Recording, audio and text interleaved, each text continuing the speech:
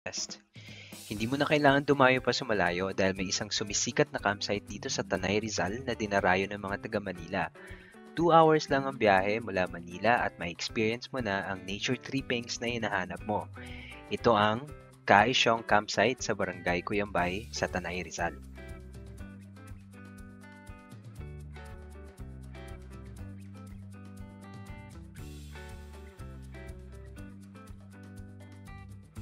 Nagsimula ang biyahe namin mula dito sa Antipolo, Rizal. Kasama ko nga pala ngayong araw ang tiyahin ko at ang partner niya na si Oscar.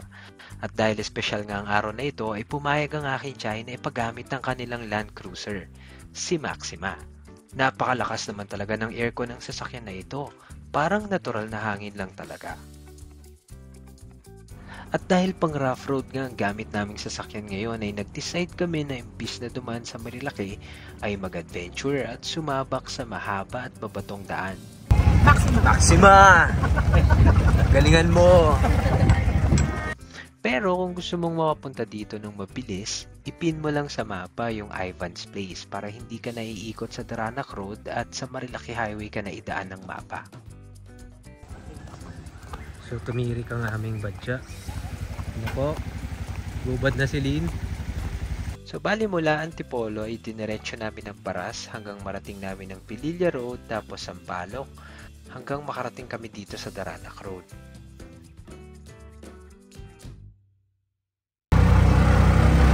Ito na yung last na rough road.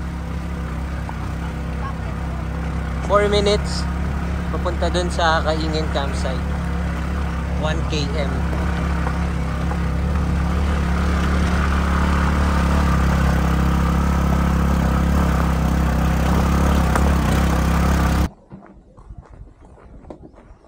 At yun na nga guys, nandito na kami sa Kaingin Campsite. Ah, kainin ba to? Dating Kaingin. Kaisyong na iba naman. Ah, iba na yun. Camp 1. Kuya, ilang camp to? Tatlo po. Kuya, hindi ba ako dudulis dito? Nauna ka nga ako yun.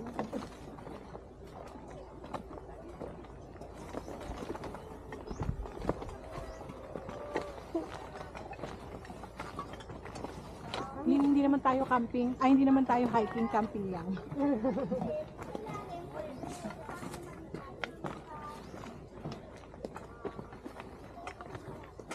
Iba yung ano rin yung ate, ibang camping. Yup.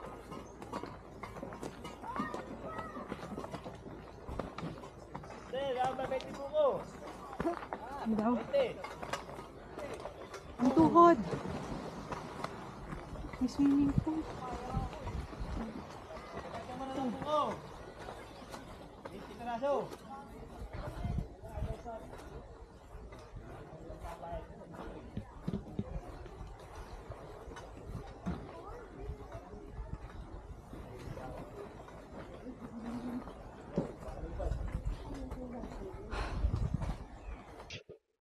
After 2 hours, nakarating na nga kami dito sa campsite. Bali tatlo actually yung campsite dito sa Kaisyong pero pinili namin na sa Camp 1 na lang magstay. Recommended din pala na magpa-reserve kayo sa Facebook page nila kasi nga kung minsan ay napupuno ang campsite na to. Paano ito mapatay? Ay, sige. So pagdating namin dito ay nag-register lang kami tapos nagbayad ng entrance fee at nag-rent ng tent yung mga kasama ko. Bali ito pala yung mga expected na fees dito. Kuya, makigamit ng lamesa? May mga rental po kaming lamesa, ma'am. Yung, Yung ganyan po. Yung maliit na kubo, di ba 300? May available ba? Ayun po yung may yun sa may taas po. Yun, dun tayo sa may tabi niyan. Para, kuhain na May lang kubo natin, tayo. ako na lang magbabayad yung ano. boss.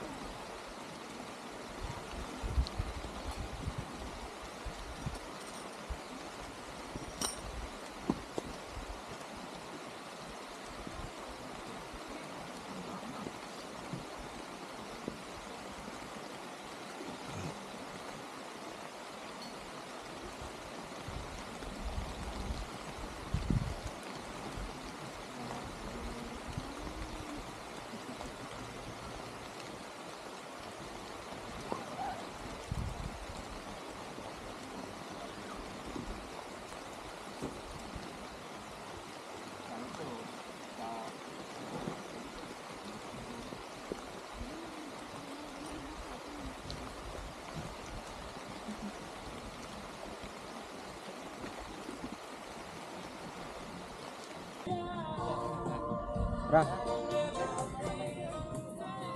Eh,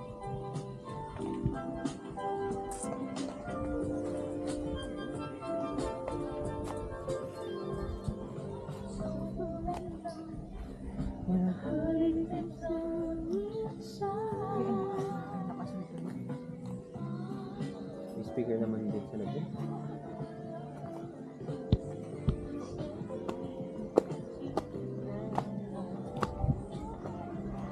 Ito naman yung itsura ng Camp 1. Madaming space dito for ground camping, maraming CR, tapos may tindahan na mabibilan ng mga foods and supplies, at meron din pala ditong swimming pool.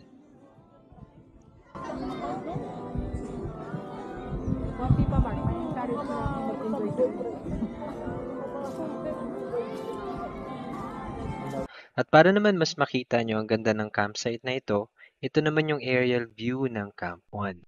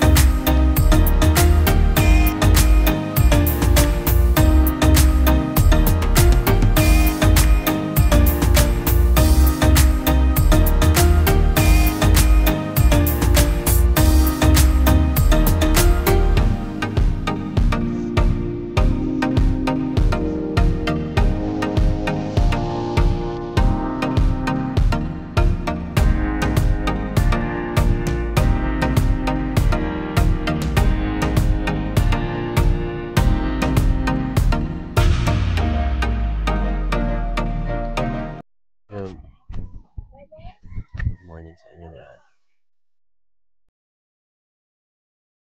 Hindi na ako nag-sunrise kasi wala din namang sunrise dito kasi maraming puno. Anyway, gising na yung mga kasama ko. Tapos, medyo maingay na rin dito sa campsite. Gawa nung mga nagpapatugtog na ng speakers.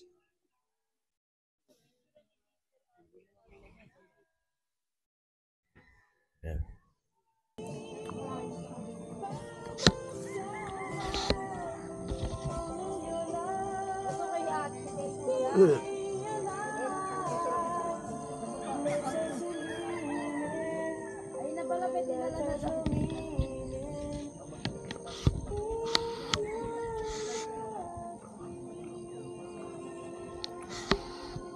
Ako naman nung madaling araw pero nag-ice lang ako ng kumot.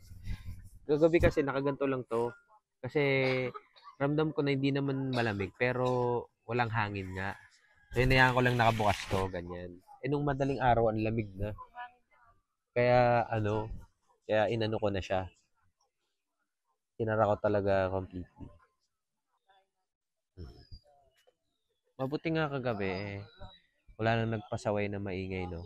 Talagang tahimik na nung pagpatak ng alas 11. So, alas 11 tayo tulog, no? Lights out. Sino? Kasi nagiinom pa sila.